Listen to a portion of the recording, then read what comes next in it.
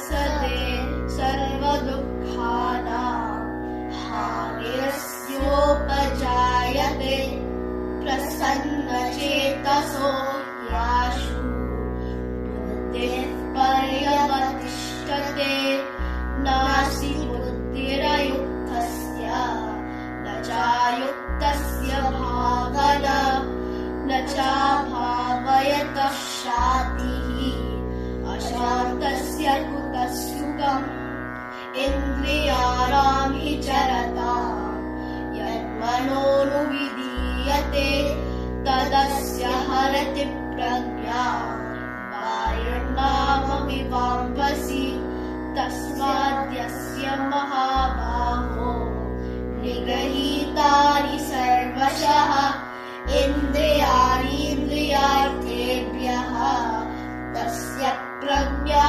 प्रतिष्ठिता. ಓಂ ಶ್ರೀ ಗುರುಭ್ಯೋ ನಮಃ. ವಸುದೇವಸುತಂ ದೇವಂ ಕಂಸಚಾಣೂರಮರ್ದನಂ ದೇವಕಿ ಪರಮಾನಂದಂ ಕೃಷ್ಣಂ ವಂದೇ ಜಗದ್ಗುರುಂ.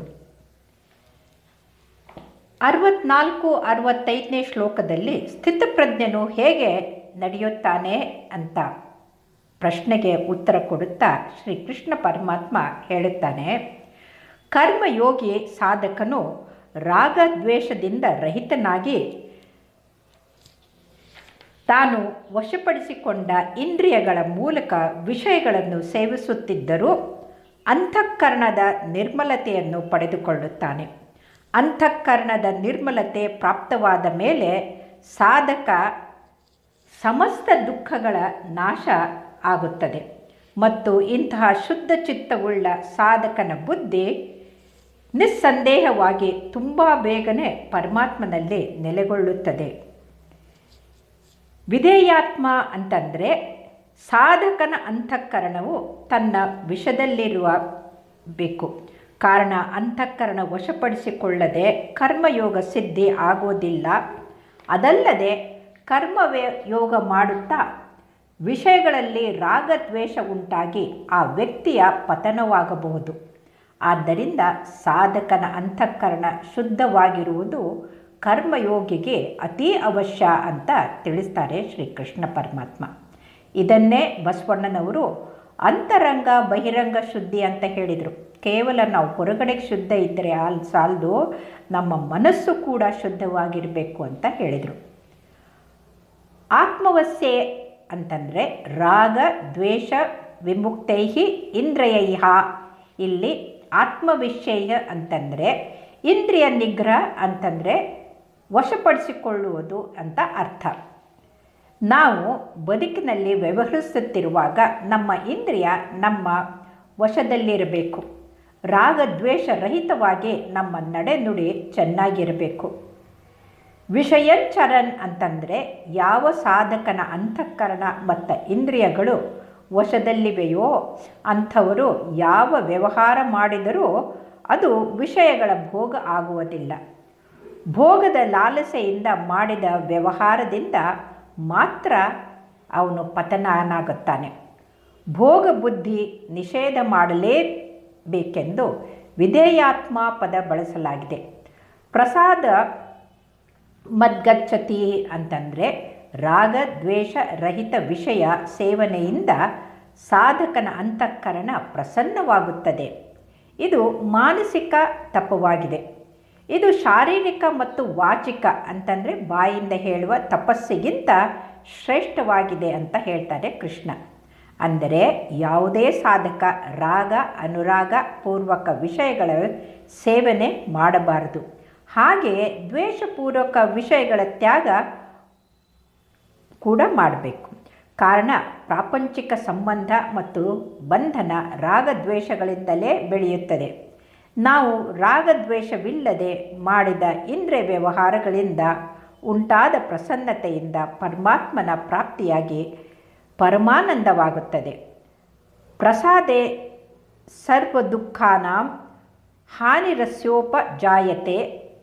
ಚಿತ್ತ ಪ್ರಸನ್ನತೆ ಅಂತಂದರೆ ಅಂತರಂಗ ಶುದ್ಧವಾಗಿ ಸಂಪೂರ್ಣ ದುಃಖ ನಾಶವಾಗುತ್ತದೆ. ಕಾರಣ ಮನದಲ್ಲಿ ರಾಗವಿದ್ದರೆ ದುಃಖ ದುಮ್ಮಾನ ಖಿನ್ನತೆ ಬರುತ್ತದೆ. ಅದರಿಂದ ಕಾಮನೆ ಅಂದರೆ ಆಸೆ ಅಂಕುರಿಸುತ್ತದೆ.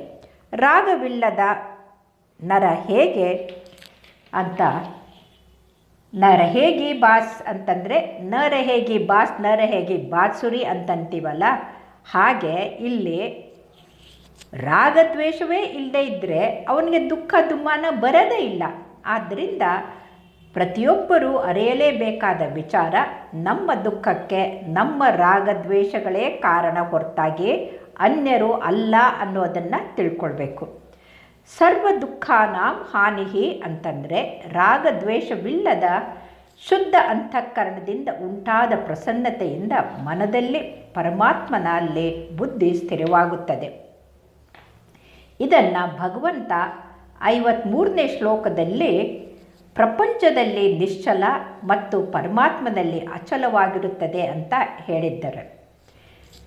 ಸರ್ವ ದುಃಖಾನಾಂ ಹಾನಿಹಿ ಅಂತಂದರೆ ಮುಂದೆ ದುಃಖಕರ ಘಟನೆ ನಡೆದರೂ ಅವನು ಮಾತ್ರ ದುಃಖಿತನಾಗುವುದಿಲ್ಲ. ಅವನ ಅಂತಃಕರಣದಲ್ಲಿ ದುಃಖ ಸಂತಾಪ ಗೊಂದಲದಂಥ ವಿಕೃತಿ ಇರುವುದೇ ಇಲ್ಲ. ಪ್ರಸನ್ನ ಚೇತಸೋ ಹ್ಯಾಶು ಬುದ್ಧಿ ಪರ್ಯವತಿಷ್ಠತೆ ಅಂತಂದರೆ ಶುದ್ಧ ಪ್ರಸನ್ನ ಚಿತ್ತವುಳ್ಳಂಥ ಬುದ್ಧಿ ಬೇಗನೆ ಪರಮಾತ್ಮನಲ್ಲಿ ಸ್ಥಿರವಾಗುತ್ತದೆ. ಅಂದರೆ ಸಾಧಕನ ಚಿತ್ತ ಸದಾ ಪರಮಾತ್ಮನಲ್ಲೇ ಇರುತ್ತದೆ ಅಂತ ಹೇಳ್ತಾರೆ. ಪ್ರಸನ್ನತೆ ಮತ್ತು ವ್ಯಾಕುಲತೆ ಎರಡರಿಂದಲೂ ಅಂತಃಕರಣ ಕರಗುತ್ತದೆ.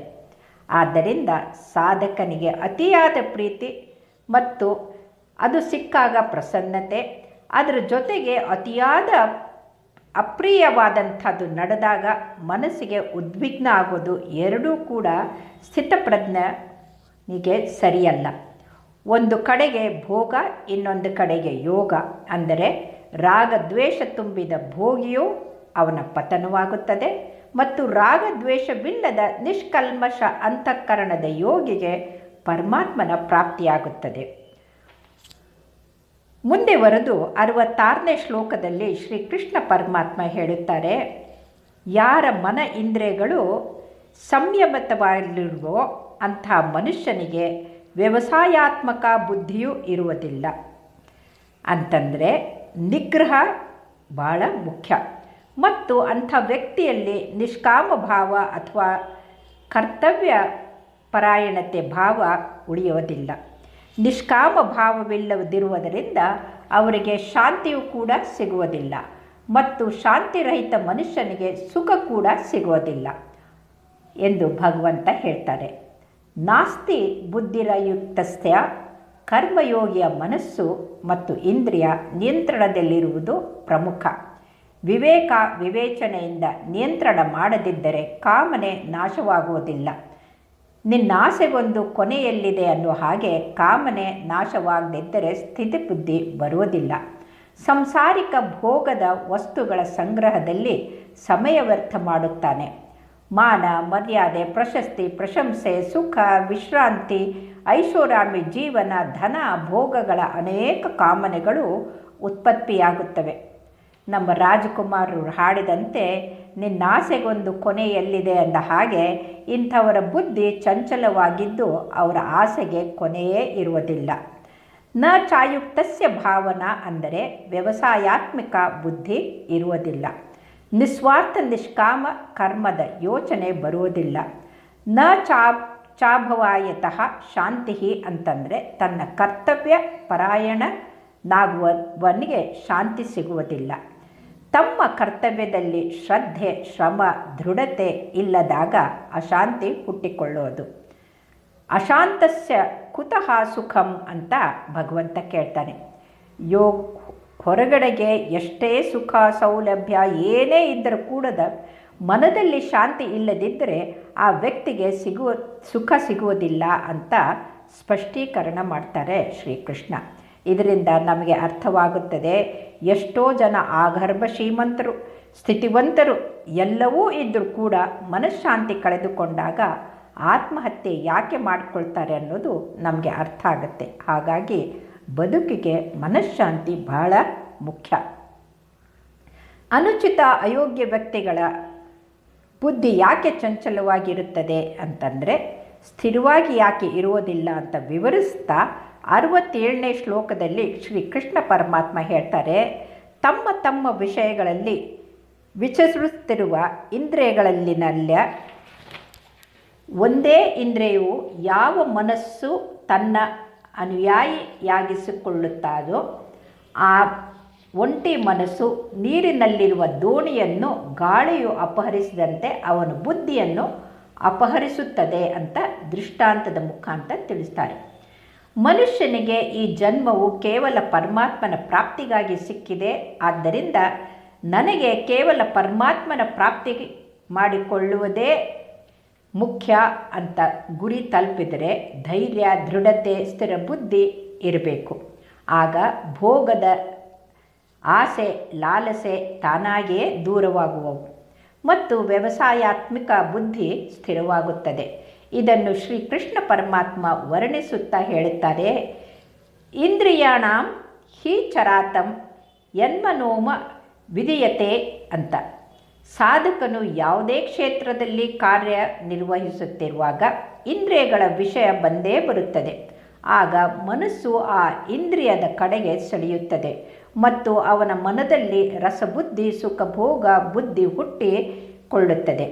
ಉದಾಹರಣೆಗೆ, ಊಟ ಮಾಡುವಾಗ ಒಂದು ಪದಾರ್ಥ ಬಲು ರುಚಿಯಾಗಿದ್ದರೆ ಇನ್ನಷ್ಟು ತಿನ್ನಬೇಕು ಅಂತ ಆಸೆಯಾಗುತ್ತದೆ. ಕುಡುಕರಿಗೆ ಇನ್ನೂ ಕುಡಿಯಬೇಕು, ಪ್ರತಿನಿತ್ಯ ಕುಡಿಯಬೇಕು ಎನ್ನುವ ಆಸೆ ಮನಸೆಳೆಯುತ್ತದೆ. ಆಗ ಅಂಥವರ ಮನಸ್ಸು ಆ ರುಚಿಯಲ್ಲಿಯೇ ಸಂತಸಪಟ್ಟುಕೊಂಡು ಅದೇ ಮಿತಿಮೀರಿ ಹೋಗುತ್ತದೆ. ತದಸ್ಯ ಹರತಿ ಪ್ರಜ್ಞಾಂ ಅಂದರೆ ಸಾಧಕನ ಮನದಲ್ಲಿ ತನ್ನ ಕರ್ತವ್ಯ ಪರಾಯಣತೆ ಉಳಿಯದೆ ಭೋಗ ಬುದ್ಧಿ ಹುಟ್ಟುತ್ತದೆ. ಉದಾಹರಣೆಗೆ ನೋಡಿರ್ಬೋದು, ಅಧಿಕಾರಿಗಳು ವೀಕ್ಷಣೆಗೆ ಹೋದಾಗ ಗುಂಡು ಪಾರ್ಟಿ ಕೊಟ್ಟು ಅವರನ್ನು ತಮ್ಮ ಕಡೆಗೆ ಎಳೆದುಕೊಳ್ಳುವ ಧೂರ್ತರು ಇದನ್ನು ಮಾಡುವುದೇ ಅವರು ತಮ್ಮ ಕರ್ತವ್ಯದಿಂದ ವಿಮುಖರಾಗಿ ಇವರಿಗೆ ಬೇಕಾದಂತೆ ಪಕ್ಷಪಾತದಿಂದ ಕರ್ತವ್ಯ ಮಾಡಬೇಕು ಎನ್ನುವ ದುರುದ್ದೇಶ ಅವ್ರದ್ದಾಗಿರುತ್ತದೆ. ಇದರಿಂದ ಕರ್ತವ್ಯ ಚ್ಯುತಿಯಾಗುತ್ತದೆ. ಕಾರಣ ಮನದಲ್ಲಿ ಭೋಗ ಬುದ್ಧಿ ಉಂಟಾಗಿ ಬುದ್ಧಿ ಕೆಟ್ಟು ಹೋಗುತ್ತದೆ. ವಾಯುರ್ನಾವಮಿ ವಾಂಭಸಿ ಅಂತಂದರೆ ಅಪಹರಿಸಲ್ಪಟ್ಟ ಬುದ್ಧಿಯನ್ನು ನೀರಲ್ಲಿ ತೇಲುವ ದೋಣಿಯನ್ನು ಗಾಳಿ ಸೆಳೆದಂತೆ ಅಂತ ದೃಷ್ಟಾಂತದ ಮುಖಾಂತರ ಭಗವಂತ ತಿಳಿಸ್ತಾರೆ. ದೋಣಿಯಲ್ಲಿ ಕುಳಿತು ನಾವು ನದಿ ದಾಟಲು ಹೊರಟಾಗ ಜೋರಾಗಿ ಗಾಳಿ ಬೀಸಿದರೆ ಅದು ದೋಣಿಯನ್ನು ವಿರುದ್ಧ ದಿಕ್ಕಿಗೆ ತಳ್ಳುತ್ತದೆ. ಆಗ ಗುರಿ ತಲುಪಲು ಆಗುವುದಿಲ್ಲ. ಹೀಗೆ ಸಾಧಕ ವ್ಯವಸ್ಥಾತ್ಮಕ ರೂಪ ದೋಣಿಯಲ್ಲಿ ಕುಳಿತರೆ ಸಂಸಾರ ಸಾಗರ ಸರಾಗವಾಗಿ ದಾಟಬಹುದು, ಪರಮಾತ್ಮನನ್ನು ತಲುಪಬಹುದು. ಆದರೆ ಅವನು ಇಂದ್ರಿಯಗಳ ಗುಲಾಮನಾಗಿ ವಿಷಲೋಲುಪನಾಗಿ ಅವನ ಮನದಲ್ಲಿ ಬುದ್ಧಿರೂಪಿ ದೋಣಿ ವಿರುದ್ಧ ದಿಕ್ಕಿಗೆ ಚಲಿಸಿದರೆ ಸಂಸಾರ ಬಂಧನಕ್ಕೆ ಕಾರಣನಾಗ್ತಾನೆ. ಗಾಳಿಯು ದೋಣಿಯನ್ನು ಎರಡು ರೀತಿಯಲ್ಲಿ ವಿಚಲಿತಗೊಳಿಸಬಹುದು. ಒಂದು, ದೋಣಿ ದಿಕ್ಕು ತಪ್ಪಬಹುದು, ಇಲ್ಲ ಬುಡಮೇಲಾಗಿ ಮುಳುಗಬಹುದು. ಅಂದರೆ ಪರಮಾತ್ಮನ ಪ್ರಾಪ್ತಿಯ ನಿಶ್ಚಯನ್ನು ಹತ್ತಿಕ್ಕಿ ಭೋಗ ಬುದ್ಧಿ ಹುಟ್ಟಿಸಬಹುದು. ಇಲ್ಲಿ ನಿಷಿದ್ಧವಾದ ದುಷ್ಕರ್ಮವೆಸಗಿ ಪತನಕ್ಕೆ ಕಾರಣವಾಗಬಹುದು. ಆದರೆ ಸಾಧಕನ ಬುದ್ಧಿ ವಿಚಲಿತವಾಗದೆ ಪರಮಾತ್ಮನನ್ನು ತಲುಪುತ್ತದೆ. ಇಲ್ಲಿ ಯತ್ ಮತ್ತು ತತ್ ಪದಗಳನ್ನು ಇಂದ್ರಿಯಕ್ಕಾಗಿ ಅಲ್ಲ, ಮನಸ್ಸಿಗಾಗಿ ಹೇಳಿದ್ದಾರೆ. ಶ್ರೀ ಕೃಷ್ಣ ಪರಮಾತ್ಮ ಇಲ್ಲಿಯವರೆಗೂ ಅಯೋಗ್ಯ ಆಯುಕ್ತ ವ್ಯಕ್ತಿಗೆ ನಿಶ್ಚಯಾತ್ಮಕ ಬುದ್ಧಿ ಯಾಕೆ ಇರುವುದಿಲ್ಲ ಎಂದು ವಿವರಿಸಿದ. ಮುಂದೆ ಕೃಷ್ಣ ಪರಮಾತ್ಮ 68ನೇ ಶ್ಲೋಕದಲ್ಲಿ ಯೋಗ್ಯವಾಗಿರುವ ಯುಕ್ತ ವ್ಯಕ್ತಿಯ ಸ್ಥಿತಿ ವರ್ಣಿಸುತ್ತಾ ಹೇಳ್ತಾರೆ. ಅದಕ್ಕಾಗಿ ಹೇ ಮಹಾಬಹೋ, ಯಾವ ಮನುಷ್ಯನ ಇಂದ್ರಿಯಗಳ ವಿಷಯಗಳಿಂದ ಸರ್ವಥಾ ವಶವಾಗಿಪಟ್ಟಿದೆಯೋ ಅವನ ಬುದ್ಧಿ ಸ್ಥಿರವಾಗಿದೆ. ತಸ್ಮಾದ್ಯಾಸ್ಯ ಪ್ರಜ್ಞಾ ಪ್ರತಿಷ್ಠಾತಿ ಅಂದರೆ ತಸ್ಮಾತ್ ಪದದಿಂದ ಯಾರ ಮನಸ್ಸು ಮತ್ತು ಇಂದ್ರಿಯಗಳ ವಶವಾಗಿದ್ದದೆಯೋ ಮತ್ತು ಆಕರ್ಷಣೆಗೆ ಒಳಗಾಗದೇ ಇರುವುದೋ ಅವನು ಬುದ್ಧಿ ಪ್ರತಿಷ್ಠಿತವಾಗಿದೆ ಅಂತ ತಿಳ್ಕೊಳ್ಬೇಕು. ಇಲ್ಲಿ ಸರ್ವತಃ ಪದದ ತಾತ್ಪರ್ಯ ಜಗತ್ತಿನಲ್ಲಿ ವ್ಯವಹರಿಸುವಾಗ ಅಥವಾ ಏಕಾಂತದಲ್ಲಿ ಚಿಂತನೆ ಮಾಡುವಾಗ ಯಾವುದೇ ಅವಸ್ಥೆಯಲ್ಲಿ ಅವನ ಇಂದ್ರಿಯಗಳು ಭೋಗಗಳಲ್ಲಿ ವಿಷಯಲೋಲುಪನಾಗುವುದಿಲ್ಲ. ಜಗತ್ತಿನ ವ್ಯವಹಾರದ ಮಾಡುವಾಗ ಎಷ್ಟೇ ವಿಷಯಗಳು ಸಂಪರ್ಕಕ್ಕೆ ಬಂದರೂ ಕೂಡ ಅವನು ವಿಚಲಿತನಾಗುವುದಿಲ್ಲ. ಹೇಗೆ ಪರ್ವತವನ್ನು ಅಲ್ಲಾಡಿಸಲು ಸಾಧ್ಯವಿಲ್ವೋ ಹಾಗೆ ಸಾಧಕರ ದೃಢ ಮನಸ್ಸನ್ನು ಯಾರೂ ವಿಚಲಿತಗೊಳಿಸಲು ಸಾಧ್ಯವಿಲ್ಲ. ನಿಗೃಹೀತಾನೆ ಅಂತಂದರೆ ವಿಷಯಗಳಲ್ಲಿ ಅವನಿಗೆ ಲೇಷ ಮಾತ್ರವೂ ರಾಗ, ದ್ವೇಷ, ಆಸಕ್ತಿ, ಸೆಳೆತ, ಮೋಹ ಉಳಿದಿಲ್ಲ. ಉದಾಹರಣೆಗೆ ಹಾವಿನ ಹಲ್ಲು ಕಿತ್ತ ಮೇಲೆ ಕಚ್ಚಿದರೂ ಏನೂ ಪರಿಣಾಮ ಆಗುವುದಿಲ್ವೋ ಹಾಗೆ ಮನದಿಂದ ರಾಗದ್ವೇಷ ವಿಷವ ಹಲ್ಲು ಕಿತ್ತಾಗ ಏನೂ ಆಗುವುದಿಲ್ಲ ಅಂತ ತಿಳಿಸ್ತಾರೆ. ಇದನ್ನೇ 12ನೇ ಶತಮಾನದಲ್ಲಿ ಅಕ್ಕ ಮಹಾದೇವಿ ತಮ್ಮ ವಚನದಲ್ಲಿ ಹಾವಿನ ಹಲ್ಲು ಕಳೆದು ಹಾವಾಡಿಸಬಲ್ಲಡೆ ಹಾವಿನ ಸಂಘವೇ ಲೇಸು ಕಂಡಯ್ಯ, ಕಾಯದ ಸಂಘವ ವಿವರಿಸಬಲ್ಲಡೆ ಕಾಯದ ಸಂಘವೇ ಲೇಸು ಕಂಡಯ್ಯ, ತಾಯಿ ರಕ್ಕಸಿಯಾದಂತೆ ಕಾಯ ವಿಕಾರವು ಚನ್ನಮಲ್ಲಿಕಾರ್ಜುನಯ್ಯ, ನೀನೊಲಿದವರ ಕಾಯಗೊಂಡಿದ್ದರೆರಬೇಡ. ಅಂದರೆ ಒಂದು ಸಲ ಸಾಧಕನ ಮನದಿಂದ ಭೋಗದ ಕಾಮನೆಯ ವಿಷದ ಹಲ್ಲು ಕಿತ್ತು ಎಸೆದರೆ ಅವನ ಶರೀರ ಅಂತಂದರೆ ದೇವನನ್ನು ಒಲಿಸಲು ಬಂದಂಥ ಈ ಕಾಯ ಪ್ರಸಾದ ಭಗವಂತನಲ್ಲಿ ಸ್ಥಿರವಾಗುತ್ತದೆ ಅಂತ ಹೇಳ್ತಾರೆ. ಶ್ರೀ ಕೃಷ್ಣಾರ್ಪಣಮಸ್ತು. ಶುಭಂ.